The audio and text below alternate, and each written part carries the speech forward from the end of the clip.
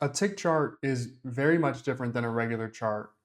A regular chart uses time to give you a new candle. All right, so every one of these candles, we're on a 1 minute chart here. Every one of these candles is 1 minute. On a tick chart, I have it set at 2000. That's kind of my preferred pace right now because the markets are so crazy.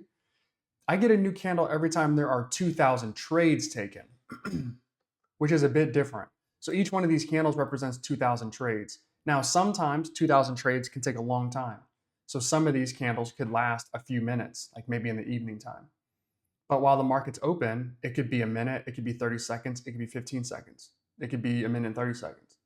But you'll notice that when we get a new signal, like every top of the minute, my candles are typically already open and moving. They don't line up with the 1 minute chart. The reason that I like the tick chart is, well, for a number of reasons. One, I think you find bottoms and tops a lot easier. I just kind of believe this.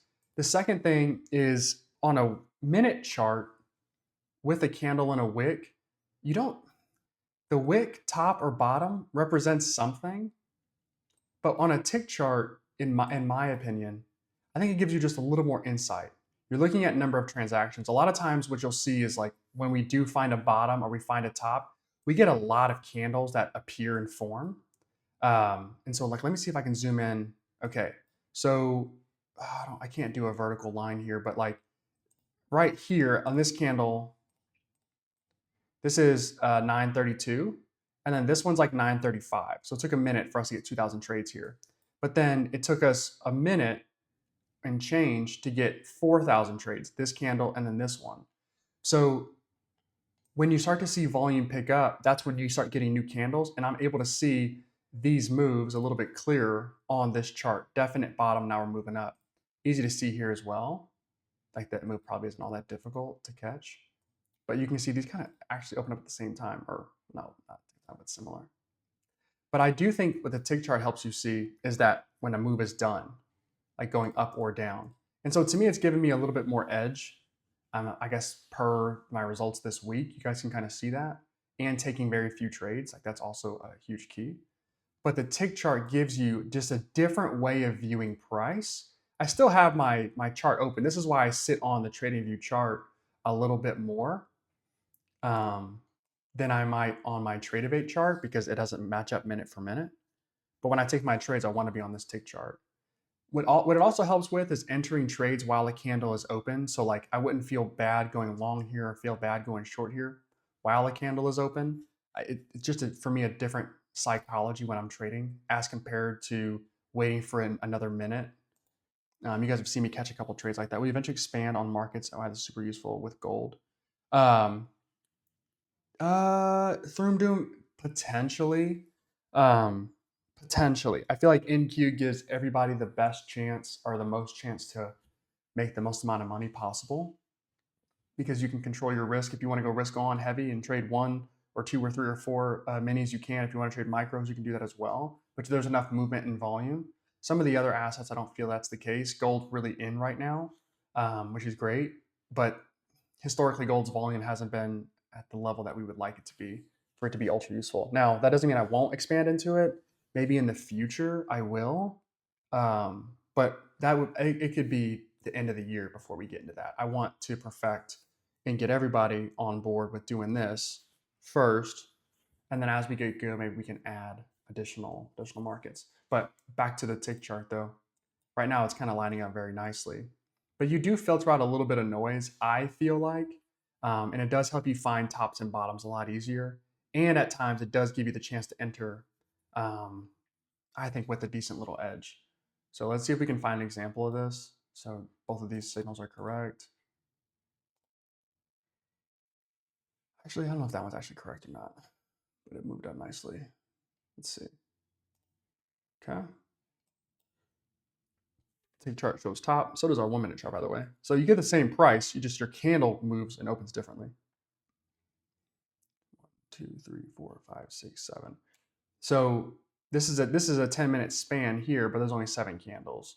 So I have a sell signal here, and it just looks a little different, right? I can kind of see what ChatGPT is seeing here.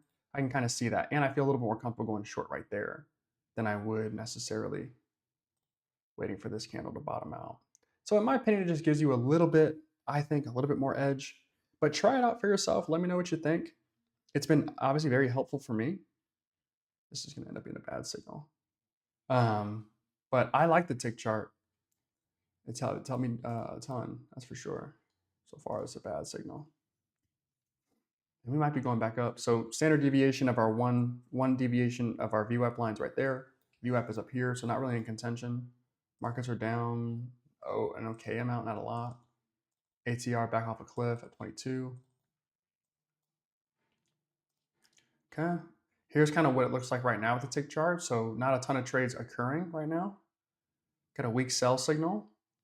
So that doesn't, we'll see kind of what that turns into, I guess. I think you just get a different insight. It can't hurt to see price a couple different ways.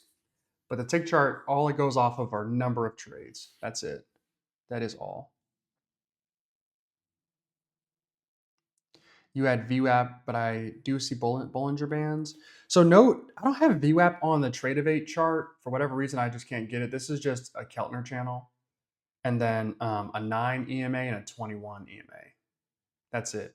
Now, I don't trade off of anything. The only thing I really use, I like the Keltner channels because they just help me like see where price is. It gives me a structure for price.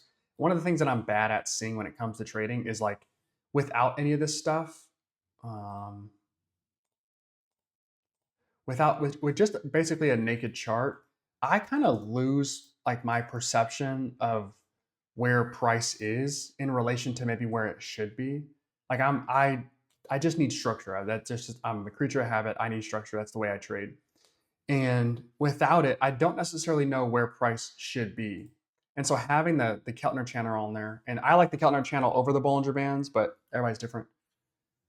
I like having it on there. It just kind of shows me, okay, if price is outside, like, okay, we're really trending down or moving up, either way.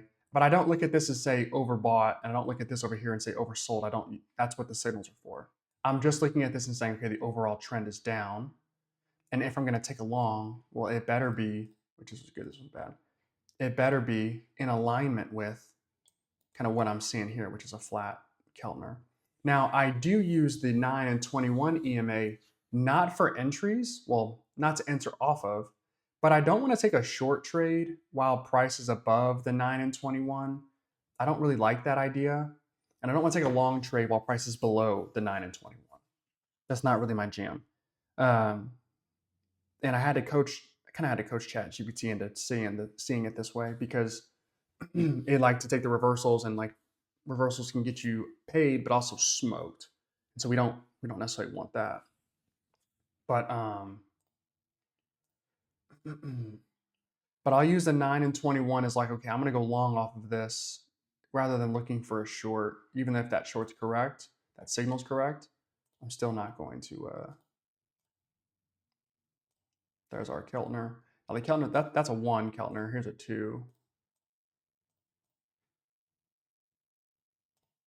And then we'll put VWAP on there as well.